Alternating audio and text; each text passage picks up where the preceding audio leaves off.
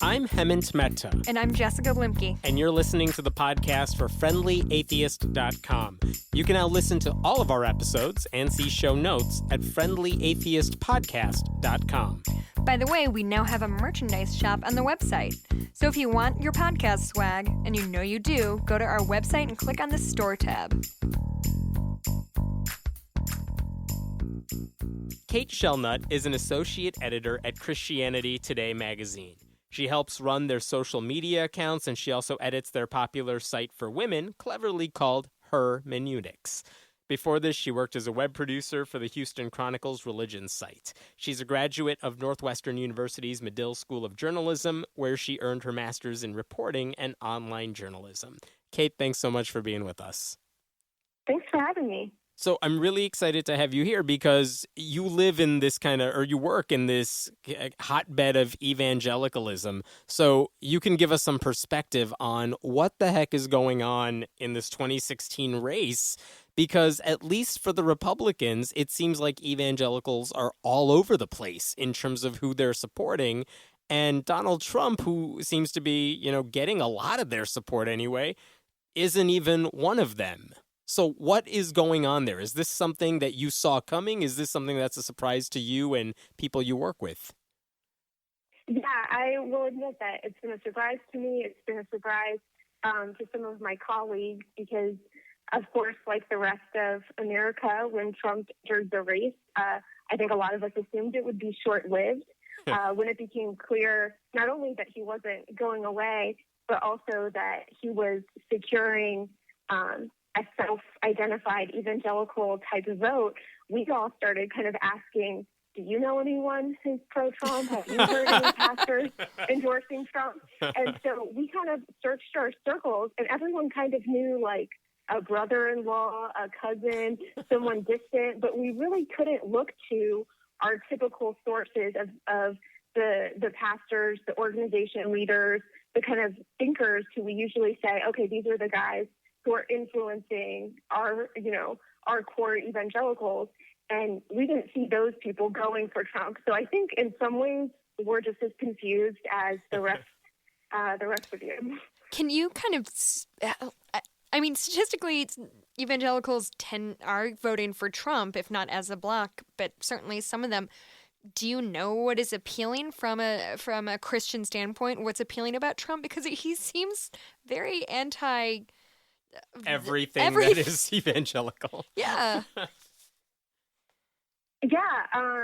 So I guess in some senses, I will say that I'm confused. There was a new Pew numbers that have come out recently, the end of February, that have shown that one group of evangelicals that is less likely to vote for him are those who attend church weekly every Sunday.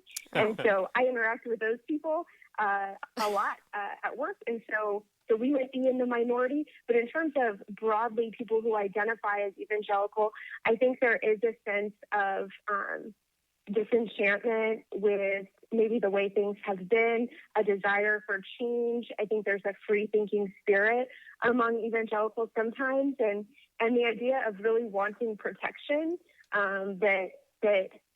maybe that's something that both the motorcycle gangs and the college frat boys and some church folks all share, is this idea that we want a leader who posits and positions himself as very strong and has a sense of protection. And then this other idea of not being politically correct, that for some evangelicals, they feel like, we've had to kind of hide or downplay our views in some ways. And here's a guy who seems to be saying, no, you can be as Christian as you want to be. You can be as outspoken as you want to be.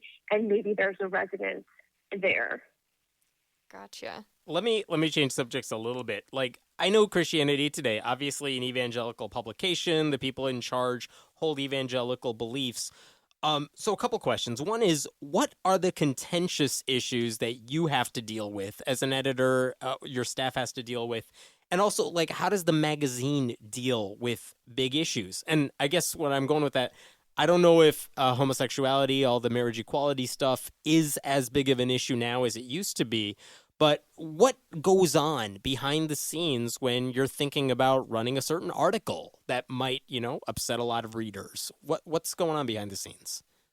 And I will connect it. I'll start off by talking about politics as being one of those issues as a magazine, as a nonprofit, as a journalist enterprise. We don't endorse or decry candidates. That we like to represent a bunch of different views. And so I've been doing our politics coverage and invited and reached out to candidates on both sides of the campaign and was able to interview some Republican candidates.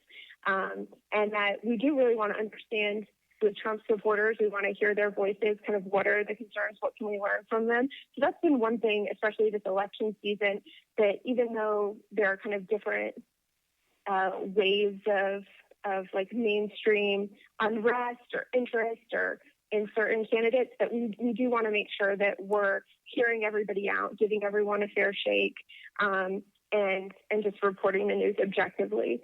As far as some of these other issues kind of on their own, a lot of times when we see disagreements among Christians, that we like to emphasize that there's a core principle that we agree on, that we're both coming at it from the same biblical motivation or moral cause, but really it's just a strategy that's different.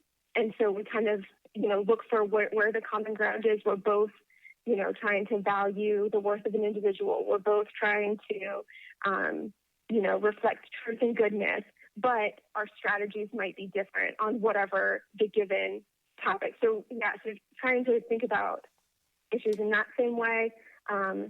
You'll also hear church organizations refer to kind of open-handed and closed-handed issues.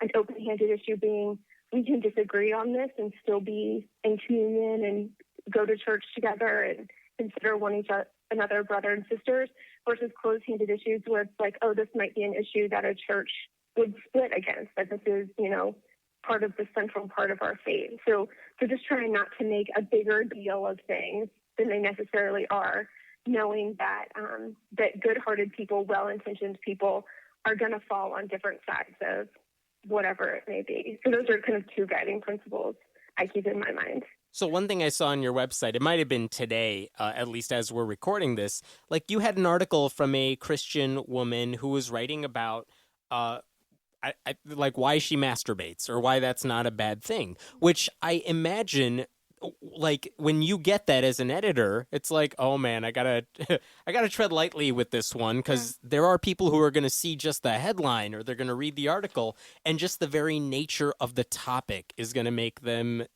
not like the magazine anymore or something like that. Like, what is your role in all of that? How do you handle that? Yeah, and you mentioned that I oversee our Site by Women, which is where that article appeared. And so I do feel like when we have women's voices on the site, we talk a lot about sexuality, about women's roles, and there are places where we might push the boundary a little bit. And so it's exciting for me to be involved in that. We're actually doing a weekly series this year on sex and sexuality. In that case, masturbation is one of those topics that I think people just appreciate that it's being brought up. And that if someone is connecting back to biblical principles, trying to parse out what's happening, then it's okay to confess, this is an area that I do masturbate, and I've had struggles through this as a single woman who is trying to be celibate. But I think people just like a space to talk about that. We talked about the female sex drive. We're going to be talking about sex outside of marriage, sexy photography, we've done a bunch of stuff. And I think actually, sex sells even among evangelicals. People still click. And I like that people are clicking, and then it's actually kind of a deeper thought out thing. It's not a salacious thing. It's the idea that these conversations aren't necessarily happening, at least not being led by women. So that's a big passion of mine, is that I do think the church overall is talking about sex more. The fact that we get to have women's voices speaking into that conversation is great. Sure. I'm actually curious to hear more about sort of the women's section. I've certainly come across plenty of articles from Christian type websites that tend to lean really hard into the patriarchy regarding Mm. a woman's role or a wife's role to her husband and how women should treat their husbands or expect to be treated. Do you take a line regarding marital roles and women, whether they're submissive or equals? Do you personally take a role, and do you guys take a role as a publication?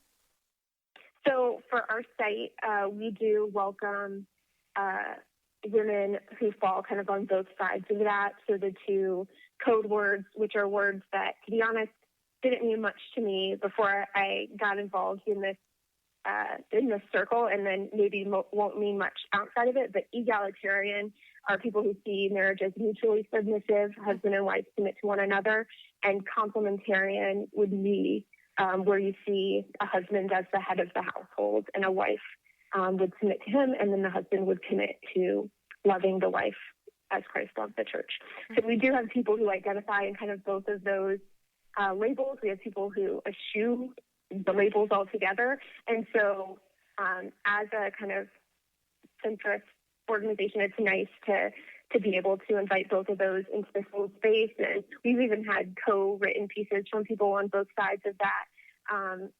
And I think even people from the more conservative side, the complementarian side, speaking out and criticizing elements of complementarian society or organizations to say, oh, there's actually a lot more leeway here for women than we might have been operating from. But yeah, so we welcome both of those viewpoints. And we also don't take a stance on female ordination. So some of our writers will come from churches that ordain women, and some will come from churches where women have other roles. Correct me if I'm wrong here. I don't know if the complementarianism or the other option that's not about to be settled anytime soon. That's an argument that's been around for a while. Like, which one should you take? But I wonder if in your tenure at the magazine, have you seen any issue where it seems like, there were a few different sides, at least two sides to this particular story, and now you really don't see anyone defending a particular side of an issue? I do think that we're seeing, I wouldn't go as far as to say that there's not two sides or not a divide, but I think we're seeing the conversation evolve and shift a lot more over teens who are gay and transgender.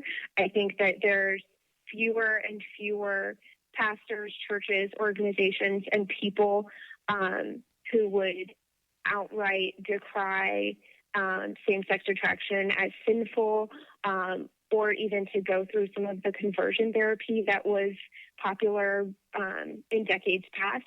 I think that there, even from churches who are not supportive of same-sex marriage and who would wish to see children identify as straight, are still showing a lot more kind of understanding, grace, love, willingness to just come around to that. And a lot of those statistics or a lot of those trends are related to the number of evangelicals who have close relationships with people who are out and gay, who have family members who are out and gay.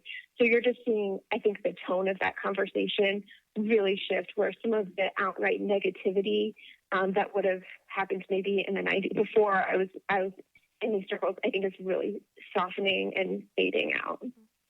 I'm curious if you have comment sections, like either in the magazine or just generally on Facebook. Yes. And are they contentious? So we did about 2 years ago do away with comments That's smart. on the magazine. Oh, so and smart. I don't think anyone has missed them.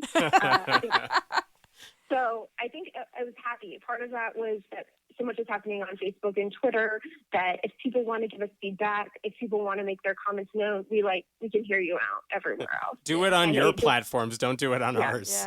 Yeah. And it added to the experience for people who say, oh, I love your article, but I can't stand the comments. And it's like, well, they're gone now. So that's good. Yeah. On some of the blogs and on the Hermeneutic site, we still have comments, range good and bad. On Facebook, it's a real it can be a crazy place. I think for any pages, organizations, news sites that operate on Facebook. So that is one place that can be a little bit treacherous. We actually get a lot of commenters on Facebook from other faiths who either have kind of sorry random things to say. So some of them will be atheists. We do get some atheists who will, comment the same thing on every article, a critique of an aspect of Christianity, or even Muslims. Most of them, like overseas, will say things like, "Oh, here's a prayer to Allah that I just wanted to share." So like kind of spam craziness that I have to go through and sort through, and then obviously people back and forth, praying for one another, decrying one another, passively aggressively praying for people. Yeah. Do you get kind of a mixed bag of just like faithful outcries on our Facebook page. Do you guys get the same all caps Bible verses that I get in my comments? Yeah, Man. That's a good one. Like Christians are trying to convert other don't... Christians to Christianity. Yeah. Yeah, I'll You're not Christianing, even I right? don't always know what those things have to do with all the articles. Right. Right. But I'm happy that we have, I think, a lot more of a constructive following on Twitter. And then hopefully people are having better conversations on their own Facebook page than some of these giant Facebook pages. I don't want to get you in trouble here. Do you get more crazy comments from Christians who disagree with some article that was posted on the website, or from atheists who just don't like anything you guys post? Ooh. Oh, I don't think that there's that many atheists who speak us now. I think just by sheer number that there's a lot more Christians, and I would say also the Muslims outnumber the atheists. Just because I don't know, we got a lot of followers on Facebook from overseas, big international audience. So there are a lot from them too. This is a question I'm curious about because you're in this journalism world, you're in a magazine world, and that's one that's kind of undergoing all these shifts where people are trying to figure out how to get subscribers, how to pay for this. Like, how do you keep all this going? What sort of conversations has the staff at Christianity Today had about, how do you survive in this climate where maybe people aren't reading the magazines or subscribing to them, or, advertising on websites, I'm sure is something you guys have dealt with too. What sort of conversations are you having about that? Well, I guess I speak a lot more to kind of the digital and online side of things. So I know some of it has been the way we present our content online, and some of the stuff that comes from the print magazine is under a paywall, except for kind of the one day we share it on the homepage. And we've seen some great success with a paywall strategy, which is something that when I was in a newspaper, we were kind of all scared of years ago, but we've seen that work a little bit. And we also just talk about the nature of our content, kind of what kinds of stories are people interested in, and we get the resource of the internet in terms of being able to track trends in popularity. And I think we can see get to know our readership in a broader way better, rather than just maybe the people around our office or close to us. We can kind of see on a mega scale what evangelicals are talking about, and trying to market to them and hit into some of those things in a more in-depth fashion. Another thing has been the idea that a magazine deliberately has a different tone than most of what people read on the blogosphere, on the day-to-day news, that actually that distinctness, I think, has turned into an advantage, just as people have kind of returned to loving long reads and just anything that kind of takes a step back from the hot takes and the reaction to the reaction to the reaction. So the fact that we have these resources to do international reporting, like we just sent a reporter to Greece and to Iraq, and the fact that, we have someone who was there who wrote thousands and thousands of words, who talked to all of these people. And when you kind of compare that to the 200 paragraph story or the short blog post or the quick aggregation, that it becomes clear, like, oh, this is actually like a special thing on top of that. So just actually resisting getting into the rhythm of being as reactionary as the internet can be, and reminding ourselves what our biggest asset is that we can offer. And that is, long, in-depth, and also just thoughtful. Like we have the advantage of time. We come out 10 issues a year, once a month with 2 double issues a year. And so we can take a week or two to process information and present it in a different way that I think is really helpful and refreshing. When you hear comments from atheist readers and things like that, and just generally understanding the climate, what is there anything in particular that you wish atheists as a group understood about Christians as a group that we seem to be fundamentally misunderstanding?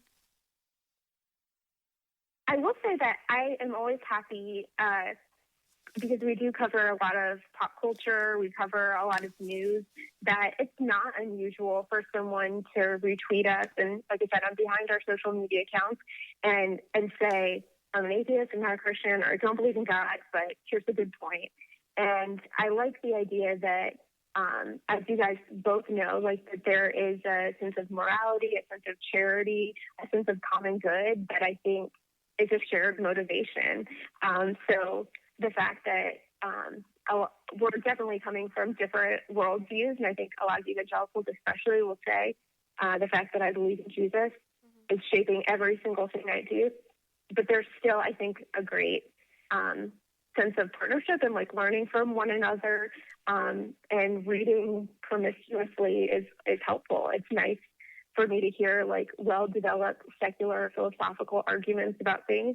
I mean, I cannot deny how much I've been edified by bloggers, writers, reporters, and journalists who write from that perspective. And I think that there's some good to be learned from the best of what we do as well.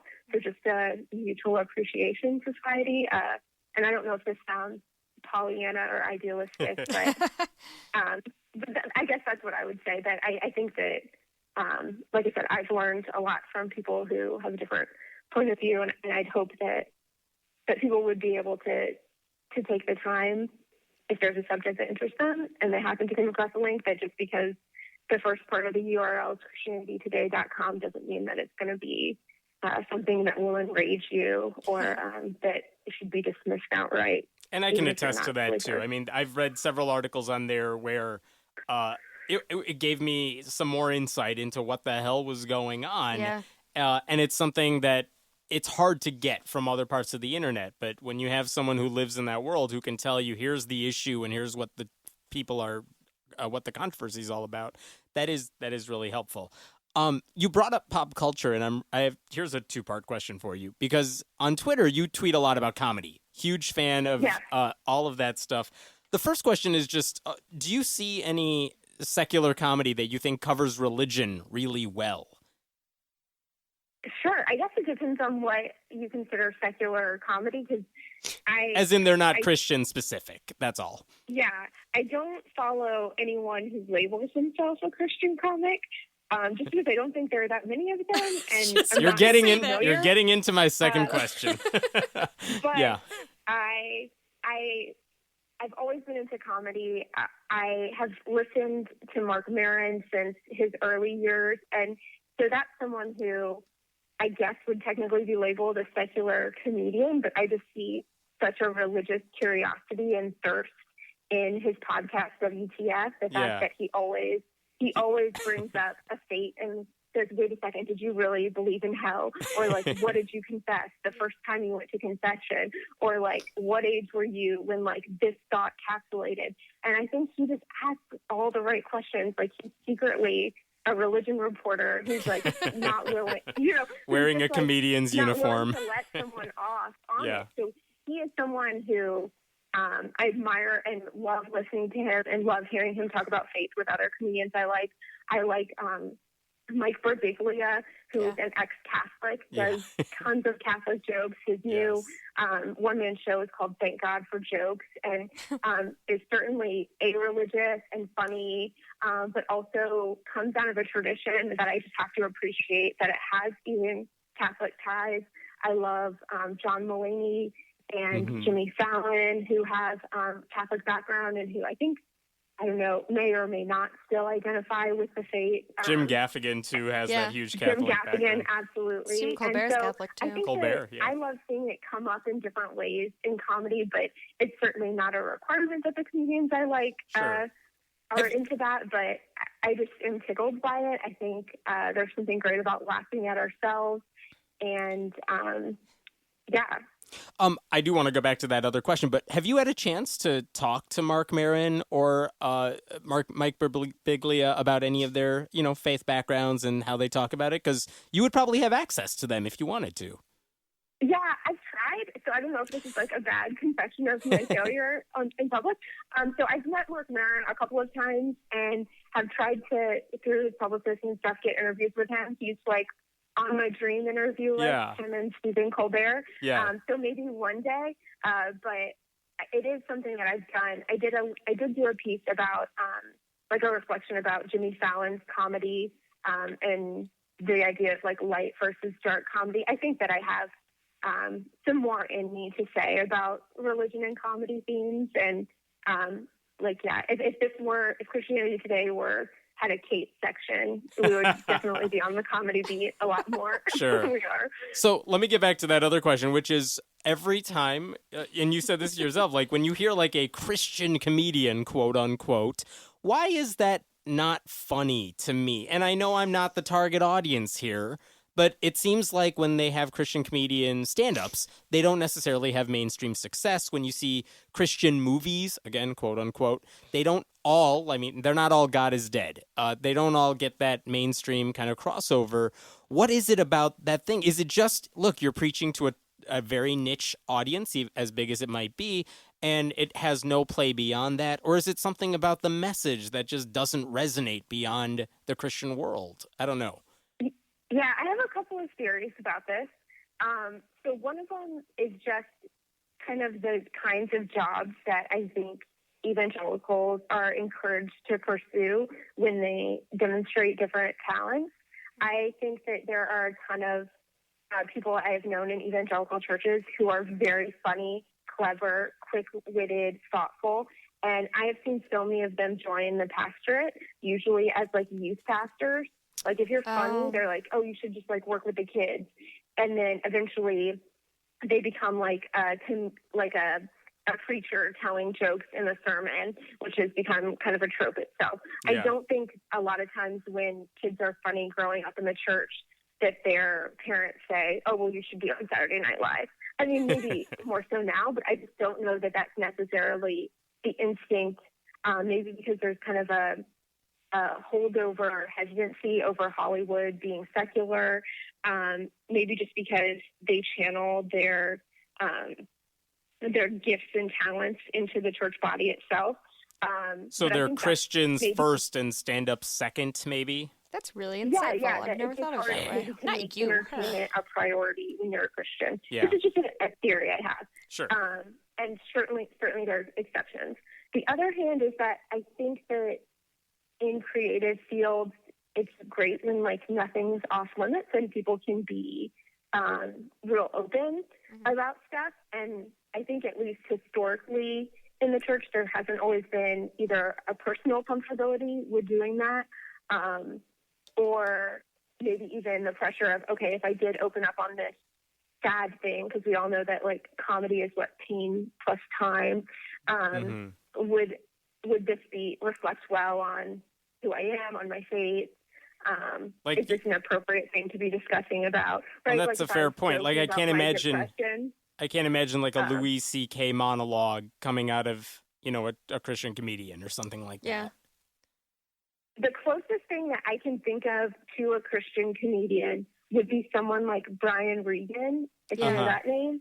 And I think it's almost just by coincidence that he gets booked all the time in Utah, he says, because he happens to be clean and kind of a family guy. Yeah. But he's someone who, none of his work is explicitly Christian, but he keeps it PG, I think, more than anyone that I listen to regularly.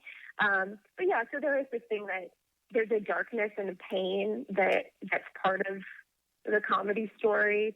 And of course, there's also, sex and cussing can do Right. things, but I don't know that that's a requirement as much.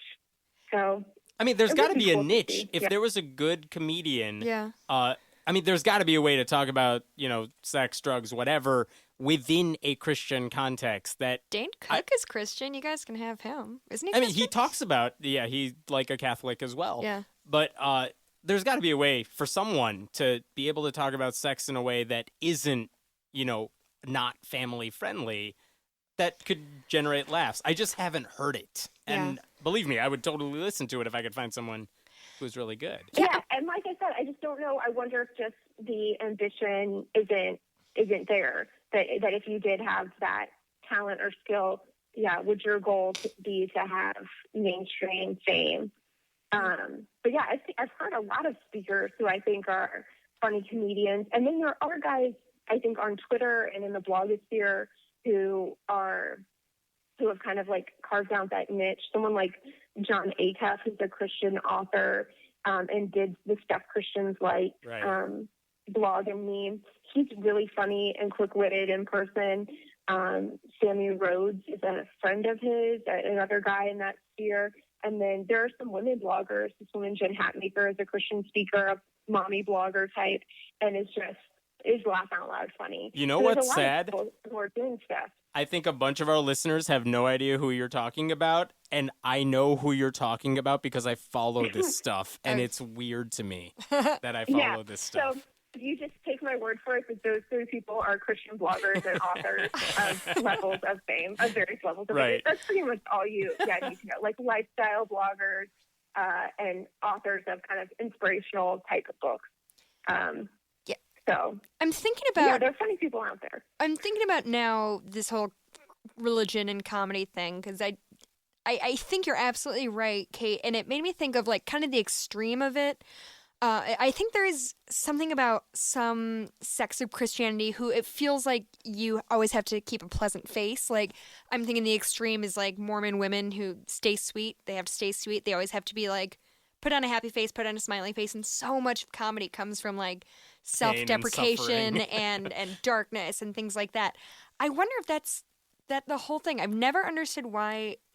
I have seen a couple like Christian comedians no, in person live because I go to church 'Cause events you have- too. Because why not? But that's the thing. The stories they tell are the happy stories, or at least they have a happy ending if they didn't Right. start out that way. And a lot of the comedians that I tend to find funny don't end stories. Yeah, with I go a to very a happy ending. lot of open mics, and it's a lot of like 25-year-old broke white guys just Right. like complaining about their lives, Right. which is fair. Interesting. And Interesting. but I've thought about it. I mean, on the other hand, if you're not someone who believes that that for your faith to be true or for God to be real, that you have to be, hashtag blessed, that like that suffering does happen, pain is real, and none of those things deny the reality of God, which I think a lot There's of nothing- evangelicals are becoming There's nothing more stopping open them from talking about it. Yeah. about that. And so, on the other hand, if we see laughter, right, as like a letdown of your defenses, like I don't have to pretend anymore. We are comfortable, like biologically, I think evolutionarily, that's how laughter came about, is that you are not a threat to me, and I am not a threat to you, so we can laugh together. Mm-hmm. It's a position of vulnerability. So I do think that, for me at least, there's something deeply related to my faith, that if I know that my future is secure, that my destiny is secure in Christ, that I know that I'm affirmed by God already, then like I don't have to put up airs for anything. I can be laughing all the time. I can be completely vulnerable and open. So I think that there is something in here that should be feeding into the comedy world. I don't know why it's not necessarily already, but I think that we certainly have the freedom to be in that space. When you and find I'd that love to see comedian, more. please write about it. Yeah. I have one last question for you, which is, I've read some of the interviews you guys have had, that you personally have had with, like, Fiorina and Ben Carson, and when you go into interviews on Christianity Today with them, you guys really go into depth about their faith and what they believe, and it goes so much beyond the little sound bites they give at the debates. And I wonder, that's one example, but what sort of things can a Christian publication or any niche publication like that bring to the table that, say, the New York Times or CNN could not do? What do you guys bring to the table that they can't? Specifically for the political candidates? Or any subject, really. Yeah, I think that, and this even goes back to what I was saying about Mark Maron, that I think that anyone who is a celebrity, be they a politician or just a famous name, that we treat them like not as people, but just as their name, like that they are somehow otherworldly or non-human. And I see these really superficial efforts to make them look human. So things like the Us Weekly, Ben Affleck buys groceries too. He's just like us. That's silly. I think that what makes people human is truly like what they believe at their core. And I think the more that people are questioned and prodded and just even given the opportunity to speak to, what does that like actually mean for you as a person living your life, the fact that you believe or don't believe in a certain thing, ascribe to a certain faith, belong to this kind of church. How is that lived out? What does that mean for you as a person? That when we get to fill in those details about a person, I think it makes them human in a way that just the facts or kind of just a picture or just the headlines don't. And I think it makes you empathize with people more, see them as more well-rounded, and also relate well that, okay, this person has genuine motivations from X, Y, and Z, and it's not just a figurehead of something. So to me, there's something relatable, and it's even, to me, a sign of respect, of valuing an individual by letting them speak to, like, what are real things that matter versus just what's your position on this and this, or were you at the grocery store yesterday, I guess. Yeah. I think a fullness and roundness to someone in a respectful way. And I think, piggybacking on that, I think before President Obama was even a senator, maybe it was Manya Brashear, I hope I'm saying her name right, but at the Chicago Tribune. But I think she interviewed him specifically about what he believed about his faith. And it's one of those articles that, you never would see today because he doesn't talk that way. But at the time, it's like, well, nothing's holding him back, so we could talk about his faith openly. And the responses he gave about how he's a Christian, what he believes in, it's hard to believe you could read that and then hear someone question him on his faith when it's like, no, he really does believe that stuff because he wouldn't have talked that way at that time if he didn't actually believe this. And yeah, you get an insight from people like you, from those reporters that know that world that you may not get in like a traditional secular quote unquote publication. And he is someone who we've interviewed for CT during his first election back in 2007.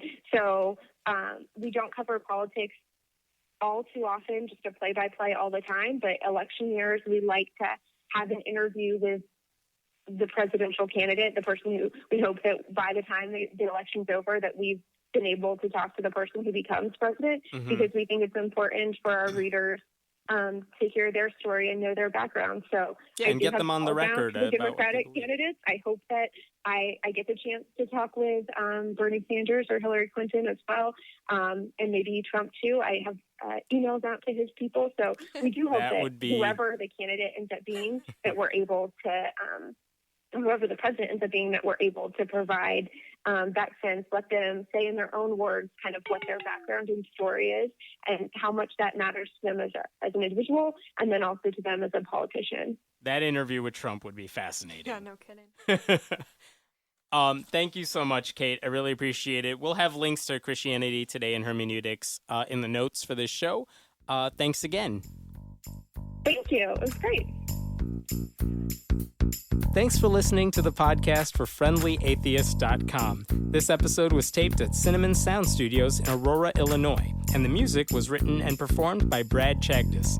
If you like what you're hearing, please consider making a contribution at patreon.com/Hemant, that's He-Man T. We appreciate your support. I'm Hemant Mehta. And I'm Jessica Blumke. We hope you'll join us next time.